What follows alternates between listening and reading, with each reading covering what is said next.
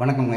இவங்க இருவரும் நாம் வாட்ஸ்அப் குரூப் எப்போது ஆரம்பித்தோமோ அன்றிலிருந்து இவர்கள் நம்முடைய வரம் தேடும் படத்தில் இருக்கிறார்கள். கணேசன் சாமியப்பன் நானும் இவரும் தான் முதலாக தொடங்கினோம். இன்னும் அவருடைய பெயரை கேட்டு வந்திருக்கிறார்கள். இதை பற்றி உங்களுடைய கருத்தை சொல்லுங்கள் சகோதரி அவர்களை.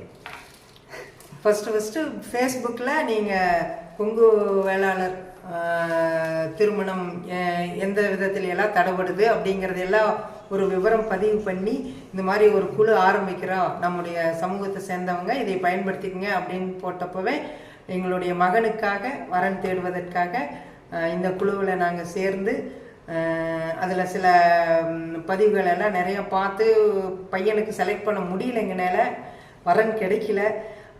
சரி, அதில் தொய்வு ஏற்படக்கூடாது அப்படிங்கிறதுக்காக எங்களுடைய மகளுக்கு தற்சமயம்தான் ஒரு 4-5 மாதத்துக்கு முன்னால் தான் பதிவு பண்ணினோம்.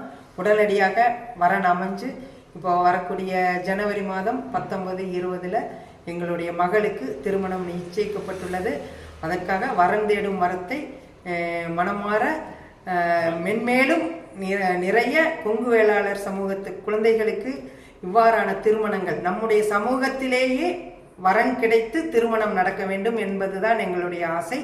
அதை நீங்கள் அனைவரும் நிறைவேற்றி வைத்து அன்னார் அவர்களை மென்மேலும் பெருமைப்படுத்த வேண்டும் என்று அன்போடு கேட்டுக்கொள்கிறேன். இவர்கள் பெருமைப்படுத்த வேண்டும் என்பதற்காக என்னை ஊரில் வந்து சந்திக்க வேண்டும் என்று கேட்டார்கள். நான் அதெல்லாம் வேண்டாங்க, ஃபார்மாலிட்டிஸ் வேண்டாம், நீங்கள் உங்களுடைய குழந்தைகள் திருமணம் நடந்தால் போதும் என்றேன். விடவில்லை. இவர்கள் மீண்டும் இன்று காலையில் தொடர்பு கொண்டார்கள். கோவையில் எனது இல்லத்திற்கு வந்தார்கள், என்னுடைய அலுவலகத்திற்கு வந்தார்கள். வரும்பொழுது பேசிக்கொண்டிருக்கும் பொழுது ஏதோ இவர்கள் புதிதாகத்தான் இணைந்தீர்கள், நம் மீது அதிக அக்கறை கொண்டு வருகிறார்கள் என்றுதான் இவர்கள் என்னை வரவேற்றேன். பேசும்பொழுதுதான் தெரிந்தது.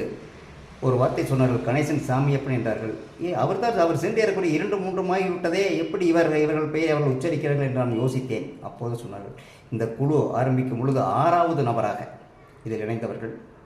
அவருடைய எண்ணங்கள், அவருடைய சிந்தனைகள், அவருடைய எண்ணங்கள் எல்லாம் இந்த மறந்திடும் மரம் வளர வேண்டும், ஆலமரம் மூல துளிரிட வேண்டும் என்ற சிந்தனையில் இருப்பவர்கள் வீடு தேடி வந்திருக்கிறார்கள் என்றால் அவர்கள் குழந்தைகளுக்கல்ல, கொங்கு வேளாளருடைய ஒவ்வொரு குழந்தைகளும் திருமணம் நடைபெறும் என்ற அந்த எண்ணம் ஓடிக்கொண்டிருக்கிறது. வாழ்க இவருடைய குழந்தைகள் பல்லாண்டு வாழ்க்கை, கொங்கு சமுதாயம் பல்லாண்டு வாழ்க்கை என்று நான் கூறுகிறோம். நன்றி, வணக்கம்.